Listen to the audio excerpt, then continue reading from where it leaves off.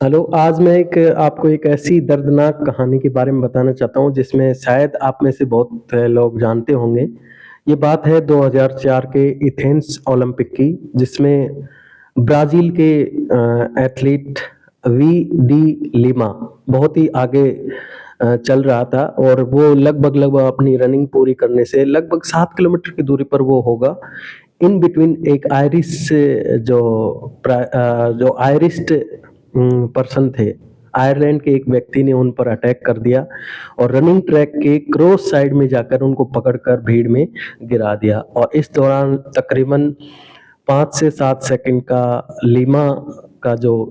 Running का process था वो टूट गया।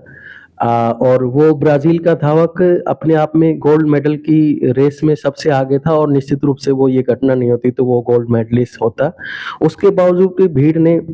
उस व्यक्ति को जो लीमा को पकड़ कर इधर उसको पकड़ लिया और अलग किया और लीमा ने अपना पल वहाँ पर व्यर्थ न करके कोई हाथापाई नहीं की, कुछ रिएक्शन नहीं दी, अपनी दौड़ पर अपने ट्रैक पर फिर से निकल गया और इन बिटवीन उससे कुछ धावक आगे निकल चुके थे। उसके बावजूद उन्हें 80 मेहनत की और लास्ट के जो 7 किलोमीटर्स थे उसमें उन्होंने अपनी 7 से 8 सेकंड की जो घटना थी उसका रिकवरी तो किया ही, एक मानसिक रूप से जितना उनको नुकसान हुआ वो आप महसूस कर सकते हैं, उसका भी उन्होंने रिकवर किया और तेजी से दौड़े और न सिर्फ दौड़े, वो तीसरे स्थान पर रहे और एक ब्रॉन्ज मेडल जीता। इसके बाद वहाँ के जो ओलंपिक कमेटी ने उनको बेस्ट स्पिरिट ऑफ ओलंपिक का अवार्ड से भी नवाजा और बाद में उन्होंने मतलब जो दूसरे जो उन्होंने माफ़ी भी मांगी, लेकिन कहीं ना कहीं गोल्ड मेडल का जो चांस था वो छूट गया। लेकिन गोल्ड मेडल से बड़ा उसने एक संदेश दिया कि कितनी ही प्रॉब्लम्स आए आपके जीवन में, आपको उनसे निराश नहीं होना, हताश नहीं होना। प्रॉब्लम आना स्वाभाविक है, कुछ प्रॉब्लम्स का हमें पता होता है जिनसे हम सामना कर सकते हैं, लेकिन कुछ प्रॉब्लम्स होते हैं जिनके बारे में हमें कोई पता नहीं होता, वो अचानक से आती हैं और कहीं न कहीं आने पर वो हमें नुकसान पहुँचाती हैं, जिसके कारण हमारे जो परिणाम हैं वो प्रभावित होते हैं। लेकिन कितने प्रभावित होते हैं ये हमारी आत्मशक्ति पर प्रभाव पड़ता है। इसलिए मैं आप सभी से, जो भी विद्यार्थी हैं, जो भी फादर हैं, पेरेंट की भूमिका, उनसे मैं यही कहना चाहूँगा कि लीमा के जीवन से हमें एक शिक्षा मिलती है कि किस प्रकार से वो धावक बहुत तेज़ गति से अपनी मंजिल की तरफ जा रहा था, लेकिन अचानक किसी ने उन पर अटैक किया और अटैक करने के दौरान उस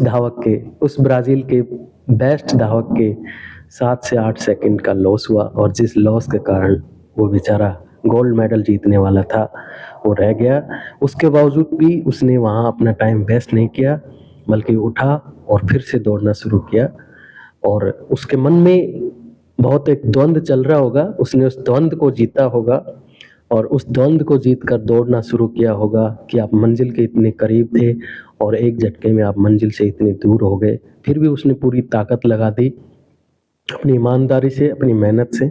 और दौड़ा और लास्ट के 7 किलोमीटर जो बचे हुए थे और उस घटना के बाद, वो टूटने के बाद भी फिज़िकली, मेंटली उसने अपने आप को सँभाला और अपनी रेस को न सिर्फ पूरा किया बल्कि ब्रॉन्ज़ मेडल जीता। उसके बाद एथेंस ओलंपिक कमेटी है, उसने उनको बेस्ट जो खिलाड़ी का सद्भावना पुरस्कार है, स्पिरिट ऑफ एथलीट अवार्ड से नवाजा और पूरी दुनिया में उनका, शायद गोल्ड मेडल लेते तो नहीं जानते, लेकिन पूरी दुनिया ने उनको जाना।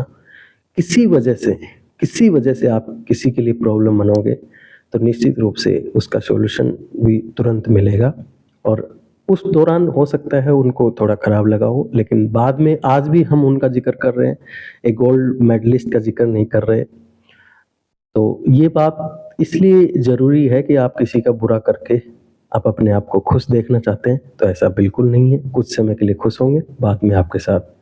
वैसा नहीं रहेगा। परिस्थितियाँ बदलेंगी, बदलती हैं, बदलती रहेंगी।